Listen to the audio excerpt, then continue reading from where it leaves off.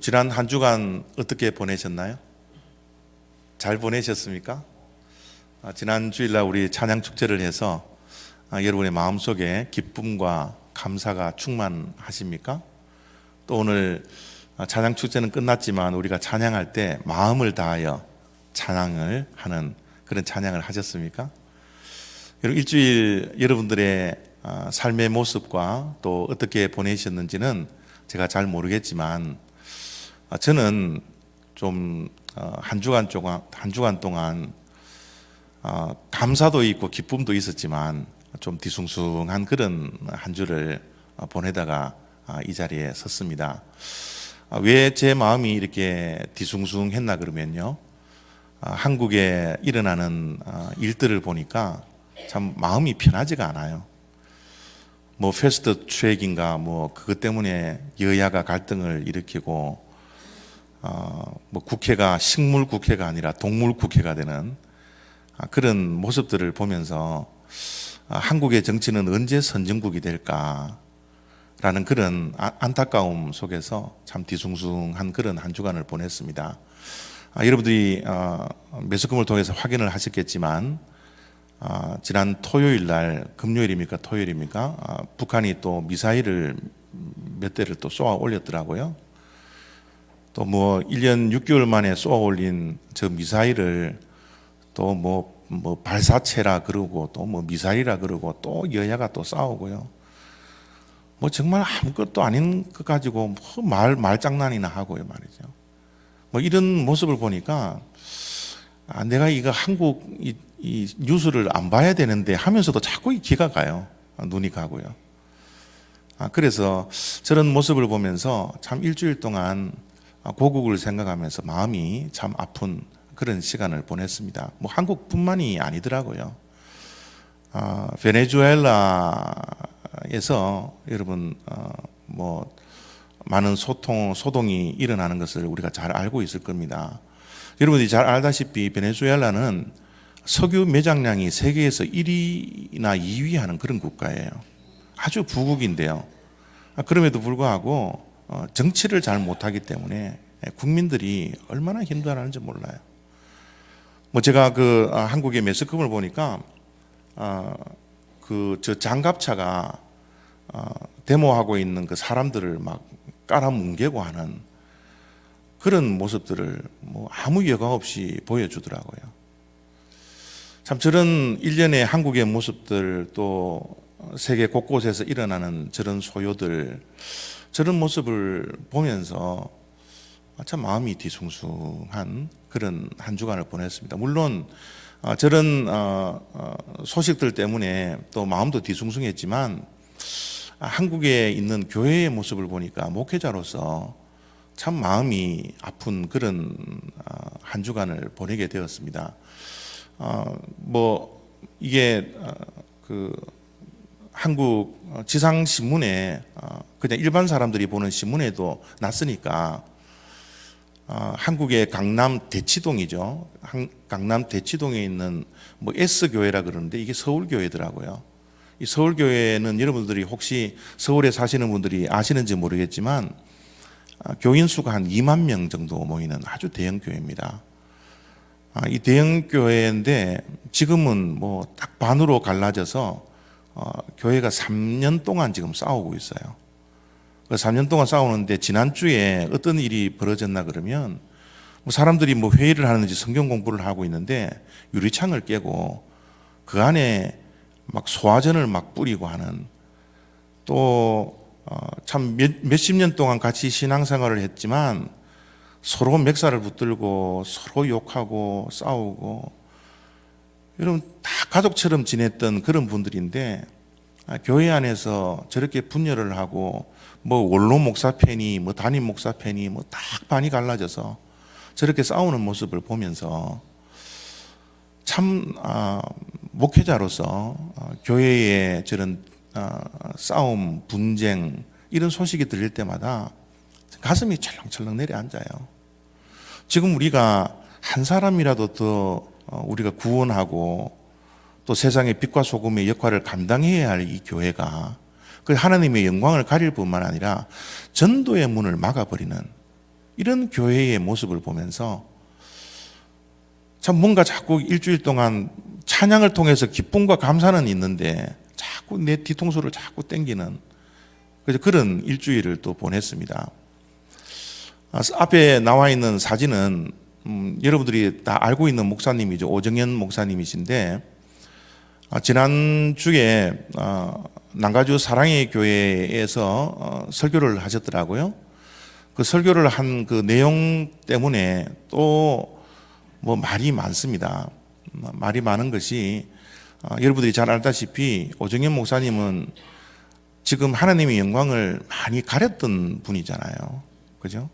그렇기 때문에 미국에 와서 자기가 옛날에 담임하던 그 교회에서 설교를 하면 좀 미안한 마음 또 죄송하다는 말 한마디 뭐 무리를 일으켜서 참 죄송합니다라는 말 한마디 하면 좋을 텐데 그런 말 하기보다는 그냥 막 자랑을 그렇게 했던 것 같아요. 그래서 그 자랑을 해서 매스컴에서 또 뭐 한 소리 쓴 소리를 해서 제가 어젠가 그저께인가 제가 남가주 사랑의 교회 홈페이지에 들어가서 설교를 들었거든요. 36분 정도 설교를 하셨는데 뭐 설교가 좋아요. 뭐 오정현 목사님 설교 잘 하시니까 설교를 잘 듣고 했는데 마지막 부분에 가서 자기 자랑을 막 하기 시작하더라고요. 자기 자랑을 하기 시작하는데 뭐 교회에서 재신임을 물었는데 96.4%가 찬성을 해서 자기가 또 성전을 짓고 성전 짓는 것도 여러분 보통 단위가 아니라 뭐 1600억을 들어서 뭐 서울에 교회를 지었다 그러고요. 뭐 한 주에 등록 숫자가 뭐 2,000명이 됐다 그러고 뭐 확인할 바는 없지만 뭐 그런 자랑들을 막 해서 자기의 그 뭐 위대함을 자꾸 성도들에게 나타내더라고요. 근데 목사님이 뭐 96.4%의 찬성을 가지고서 재신을 얻었다 그러니까 그 남가주 사랑의 교회 성도님들이 막 박수를 막 우레같이 쳐버렸어요.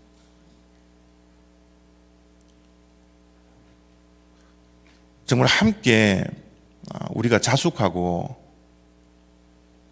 또 교회가 하나님의 영광을 가리는 데 있어서 우리 지금 믿는 우리들이 먼저 고개를 숙이고 또 회개하고 자숙해야 할 그런 시기가 이 한국 교회의 모습이 되어야 되는데 그 자기 교회만 좋으면 된다라는 것.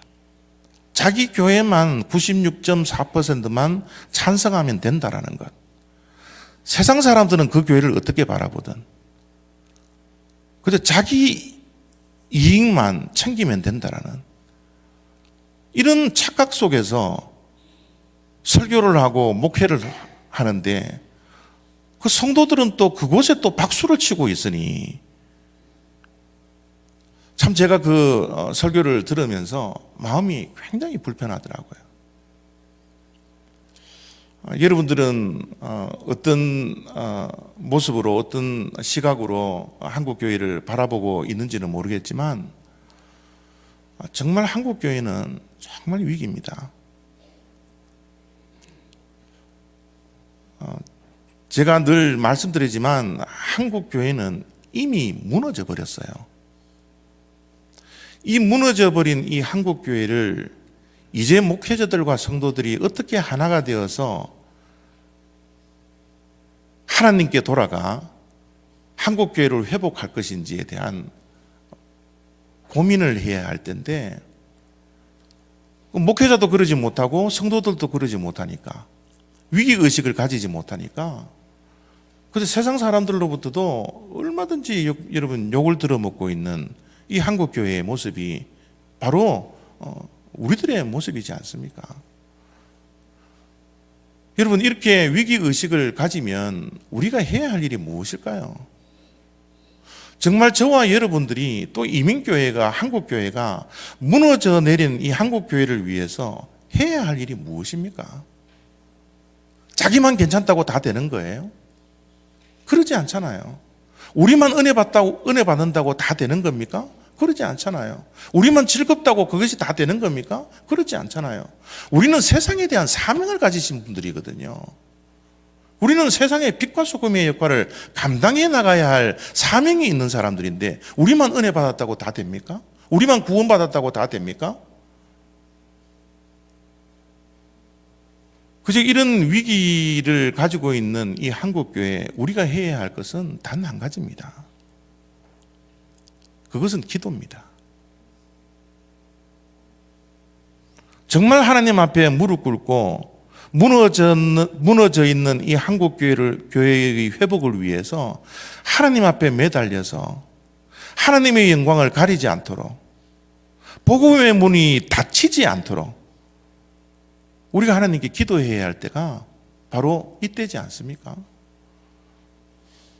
여러분, 성경이 가르치는 것이 무엇입니까? 성경 안에도 정말 많은 위기가 도사리고 있었거든요. 정말 국가적인 위기도 있었고 사회적인 위기도 있었고, 그저 이스라엘 성도들의 그 믿음의 엄청난 위기들이 여러분 창세기부터 요한계시록까지 계속 이어지고 있잖아요. 그 위기 때 하나님께서 무엇하라고 우리들에게 가르쳐주고 있습니까? 어디를 가서 자랑하라고요? 어디를 가서 우쭐거리라고요? 그러지 않잖아요. 그래서 성경을 어느 곳에 봐도 위기가 있었을 때는 함께 모여서 기도했습니다. 그 위기를 극복할 수 있는 유일한 방법이 바로 기도였습니다. 기도는 모든 문제를 해결할 수 있는 열쇠라는 것을 성경 곳곳에서 우리들에게 말씀하고 있는 거예요. 우리가 사도행전적 교회를 회복하자라는 이 슬로건이 무슨 슬로건입니까? 말씀으로 돌아가자라는 거거든요. 그 말씀이 하라 그러면 우리가 할 수 있고, 말씀이 하지 말라 그러면 하지 않는 이 신앙의 회복, 이 말씀의 회복이 우리 한국 교회에 있자라는 것이 사도행전적 교회를 회복하자라는 겁니다. 여러분, 위기 가운데 말씀이 무릎 꿇고 하나님께 부르짖고 기도를 했다면 우리 또한 이 세상의 위기를 앞에 두고 있는 우리가 해야 될 것이 무엇입니까? 정말 기도가 필요할 때가 바로 이때지 않습니까? 사도행전도 항상 승승장구만 하던 교회들이 아니에요. 설교를 통하여서 5,000명, 3,000명 주님께 돌아오는 그런 기적 같은 일들도 있었지만, 교회에 얼마나 핍박이 많았고 얼마나 환난이 많았고 얼마나 위기가 팽배했던 것이 이 사도행전적 교회였습니까? 여러분, 이런 사도행전적 교회에 큰 위기를 만났을 때 과연 그 교회가 무엇을 했을까요?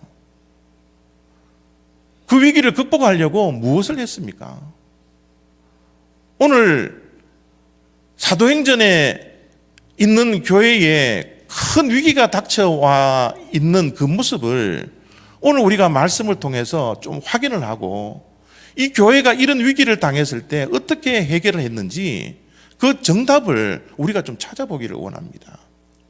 사도행전의 교회가 이런 위기가 있었습니다. 17절 18절입니다.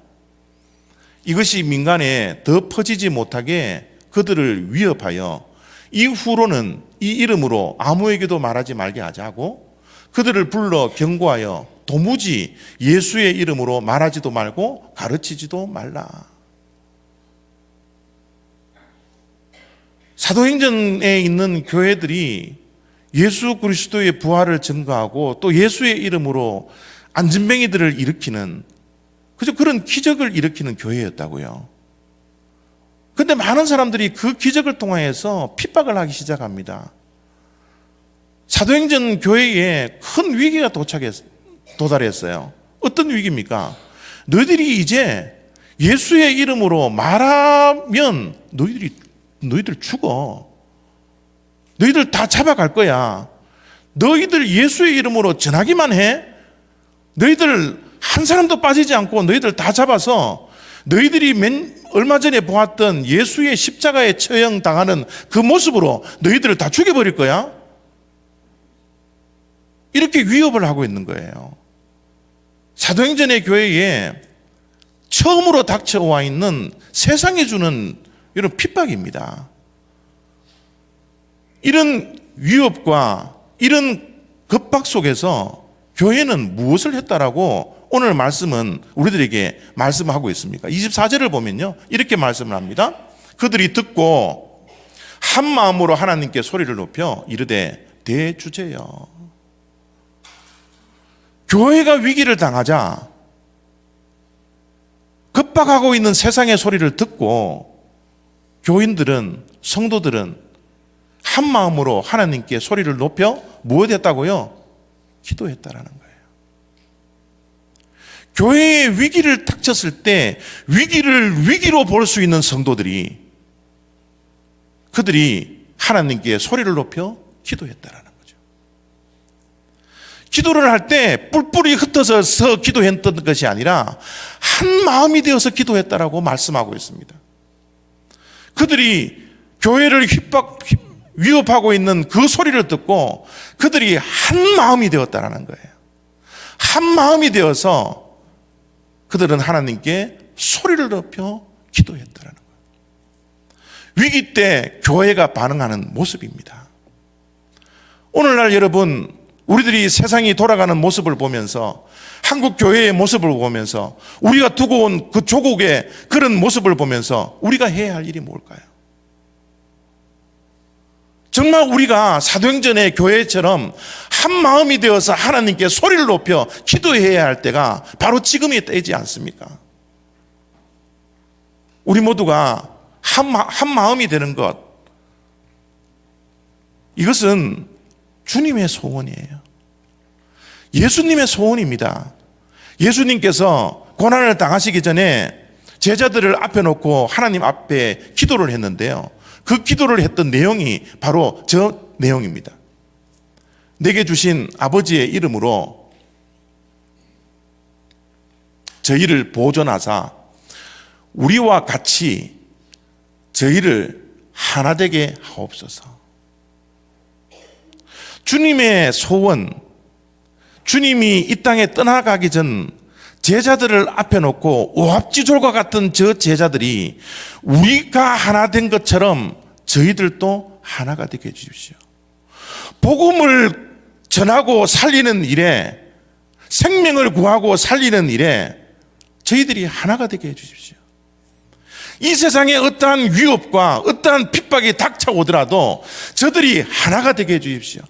하나님 아버지와 성령 하나님과 성자 하나님인 내가 하나가 된 것처럼 교회가 하나가 되게 해주십시오. 이것이 주님의 소원이었습니다. 그래서 교회가 위기를 닥쳐져 있을 때 한 마음이 되어서 하나님께 기도를 하는데요, 여러분, 기도하는 내용을 또 한번 다 보십시오. 이 기도하는 내용이 정말 기가 막히지 않습니까? 29절입니다. 주여, 이제도 그들의 위협함을 굽어보시고 또 종들로 하여금 담대히 하나님의 말씀을 전하게 하여 주시오며. 여러분, 보통 교회에 위기가 닥쳐오면 한 마음이 되어서 어떻게 기도할까요? 하나님, 우리를 위험하고 있는 저들을 좀 혼내주십시오. 우리는 복음을 전하고 예수의 이름으로 기적을 행하고 있는 이 좋은 일들을 하는데 저들이 왜 그래요? 저들을 혼내주시지 않겠습니까? 저들을 혼내주셔서 우리를 위협하지 않도록 해주십시오. 만약 우리를 위협하면 하나님께서 저들을 막아주시고 방패가 되어주셔서 우리가 마음껏 하나님의 일을 하도록 하나님께 해주셔야 안 됩니까? 뭐 이렇게 기도를 할 텐데, 여러분, 그런 기도를 아무것도 하지 않습니다. 저들의 소원을 이야기하기보다는 하나님의 소원이 이루어지도록 기도하고 있는 거예요. 지금 저들이 예수의 이름으로 전하지도 말고 말하지도 말라고 했는데 협박하고 있는 상황 속에서 다른 기도는 하지 않고요, 하나님의 말씀을 담대하게 전하게 해달라고. 하나님의 말씀을 담대하게 전하는 것은 누구의 소원입니까? 하나님의 소원이지 않나요? 우리의 소원은 이 위협 앞에서도 우리가 편하게 좀 살게 해 주십시오. 이런 어려운 가운데서도 우리가 저들의 위협에 굴하지 않고 우리의 가정을 지켜주시고 우리의 교회를 지켜주시고 어떻게 해주시고 어떻게 해주시고 이런 기도가 여러분 보통 사람들의 기도지 않습니까? 그런데 위기 앞에서 저들이 기도하는 것은 저들의 소원을 알리기보다는 하나님의 소원을 이루어 가려고 기도하고 있더라고요. 여러분 이게 올바른 기도지 않습니까? 하나님께 올바른 기도는 내 소원을 관철시키기 위해서 하나님께 부르짖는 것이 아니라 하나님의 소원이 무엇인지, 하나님의 마음이 어디에 있는 것인지 이것을 구별하고 그것을 위해서 기도하는 것이 진정한 기도이지 않습니까? 한국에 손가락질 받는 교회도 있지만 정말 사랑 많이 받고 또 존경받는 교회들도 많아요. 그 대표적인 교회가 분당 우리 교회인데요. 저는 이찬수 목사님을 참 좋아합니다. 너무 좋아하기 때문에 일주일에 한 번씩 그 홈페이지에 들어가서 그 목사님 설교를 듣고 도전을 받으려고 굉장히 노력을 많이 해요. 그 이찬수 목사님의 했던 이야기를 인용해서 제가 말씀을 드립니다. 내가 원하는 것은 받아내는 것이 기도라고 잘못 알고 있는 이 가슴 아픈 오해가 우리를, 한국 교회를 탐욕스럽기 짝이 없는 괴물 같은 공동체로 만들어버렸다. 기도는 내 뜻을 이루기 위해 하나님을 이용하는 것이 아니라 하나님의 뜻을 구하는 것이다. 한국 교회만큼 기도 많이 하는 교회가 있습니까? 전 세계에 유일하게 새벽 기도하는 것이 한국 교회예요. 금요마다 철야 기도하는 것이 한국 교회입니다. 심야 기도하는 것이 한국 기도예요. 모였다 그러면 기도합니다. 세상 사람들이 한국의 기도를 배우기 위해서 줄을 서서 한국 교회를 방문하고 있습니다. 한국 교회에 가서 기도를 배우는데 이제 미국 사람들도 코리안 프레이 하자 그러면서 주여 주여 주여 한다 그래요. 한국 교회는 기도의 대명사입니다. 그럼에도 불구하고 한국 교회가 왜 무너져 버렸어요? 왜 한국 교회가 세상의 소금의 역할을 감당하지 못하고 빛의 감당을 하지 못하고 왜 이렇게 하나님의 영광을 가리고 전도의 문을 닫아버리는 그런 우를 지금 범하고 있습니까? 이찬수 목사님이 결론을 내리는 기도는 기도가 잘못되었다라는 거예요. 우리가 하는 기도가 잘못되었다라는 겁니다. 한국 교회는 잘못된 기도의 늪에 빠진 사람들이 기도를 하고 있다라는 거죠. 한국 교회의 지도자가 던지는 한마디지만 오늘 우리들이 정말 새겨들어야 할 그런 말씀이지 않습니까? 우리의 기도는 무슨 기도를 하고 있습니까? 지금 이때 한국 교회가 위기를 맞이하고 이민교회가 위기를 맞이하고 한국 교회가 무너져가고 있는 이때에 우리가 정말 하나님께 한 마음이 되어서 소리를 높여 기도해야 할 내용이 무엇입니까?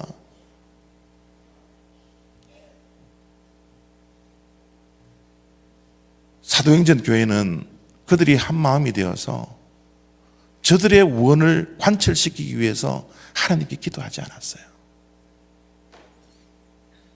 세상이 위협하고 급박하고 있는 그 상황 속에서 담대하게 하나님의 말씀을 전하게 해달라고, 하나님의 소원을 이루게 해달라고 기도를 한 거예요.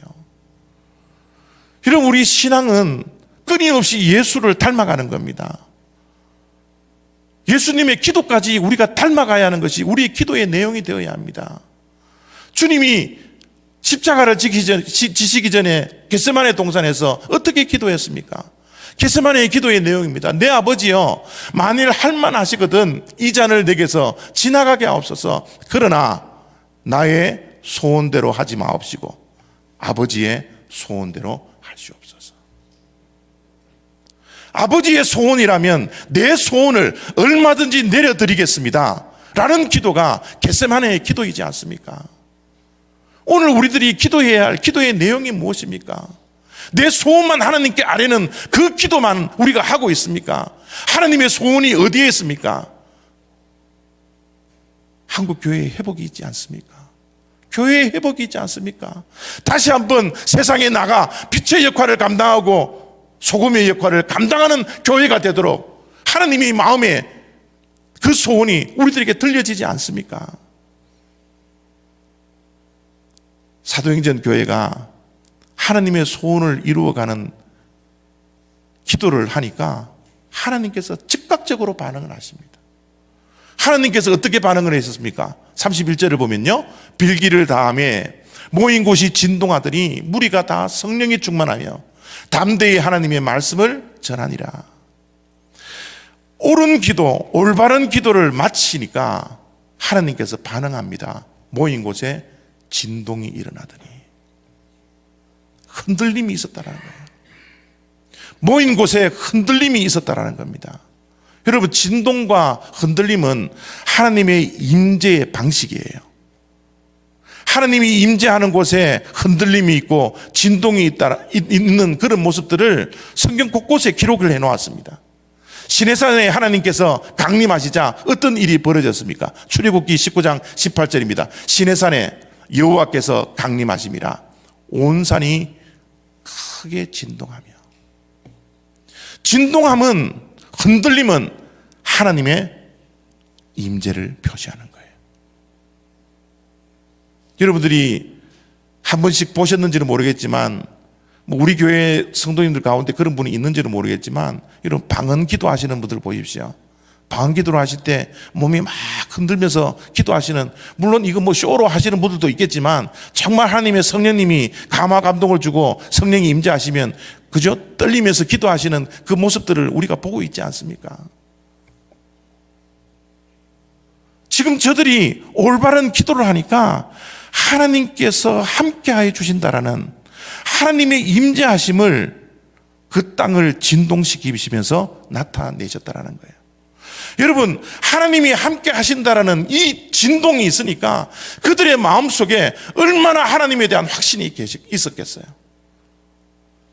그래요, 하나님의 소원을 이루는 기도를 하자마자 하나님께서 반응을 하니까, 그래, 우리가 이렇게 핍박을 받고 우리가 이렇게 위협을 받고 세상 사람들이 우리를 잡아가려고 가두려고 핍박을 하지만 하나님이 우리와 함께하여 주시는 이 은혜가 얼마나 강해서 그들은 확신에 가득 찼는 거예요. 그래, 하나님이 우리와 함께 하시는구나. 하나님이 우리와 동행하시는구나. 내 지금 삶이 어렵고 핍박이 있고 어려움이 있고 고난이 있다 할지라도 하나님이 나와 함께 하여 주신다는 그 확신만 있으면 우리가 어려움을 얼마든지 극복해 나갈 수 있잖아요. 저들의 지금 마음속에 그런 확신이 있는 거예요. 그 확신이 있었기 때문에 세상이 감당할 수 없는 사람들이 되어버린 겁니다.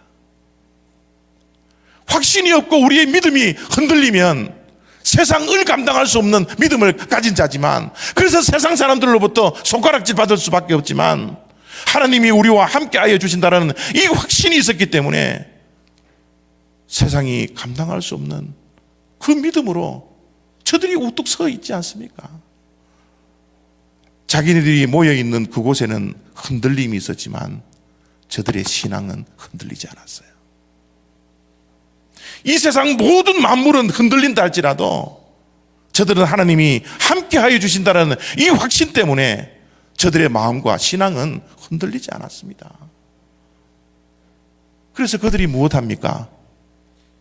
성령이 충만하여 그들이 기도하였던 것처럼 담대히 하나님의 말씀을 전하고 있는 거예요. 여러분, 담대하다라는 것은 이제 더 이상 두려움이 없다라는 거예요.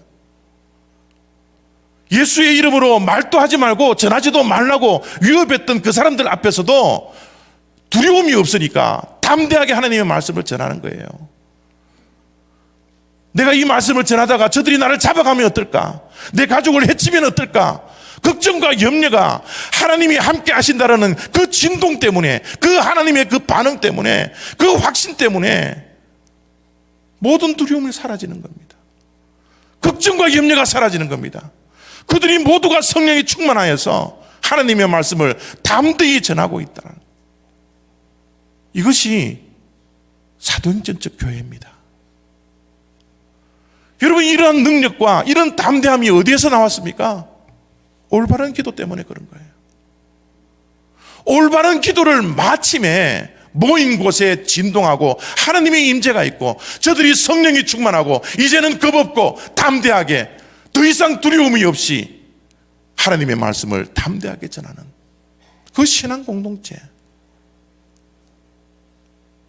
그게 회복해야 할 사도행전적 교회입니다. 오늘 세상의 모든 위협 앞에서 우리는 무엇을 해야 됩니까? 한국교회의 위기 앞에서, 이민교회의 위기 앞에서, 세상 사람들이 손가락질하는 이 교회의 위기 상황 속에서 교회된 우리들이 무엇을 해야 합니까? 이때가 기도할 때입니다. 우리 모두가 한 마음 한 뜻이 되어서 하나님 앞에 손들고 소리 높여 올바른 기도를 할 때입니다. 하나님의 마음을 감동시켜 하나님의 임재가 있어 이 세상을 흔들어 놓고 우리가 서 있는 그 자리를 흔들어 놓는 그 하나님의 임재가 이 한국교회에 필요하지 않습니까? 기도의 자리를 외면하지 마십시오. 한국교회는 기도할 때입니다. 이제 더 이상 기도를 미루지 마십시오. 내가 서 있는 그 자리에서, 내가 서 있는 그 삶의 터전에서 교회를 위해서 기도하십시오. 올바른 기도를 하십시오. 이 위기 앞에서도 우리 모두가 힘을 합쳐서 담대하게 하나님의 말씀을 전하는 교회가 되게 해주십시오. 이 은혜가, 이 도전이 저와 여러분의 일주일의 삶을 붙들 수 있는 그런 귀한 말씀이 되어지기를 바랍니다. 기도하겠습니다.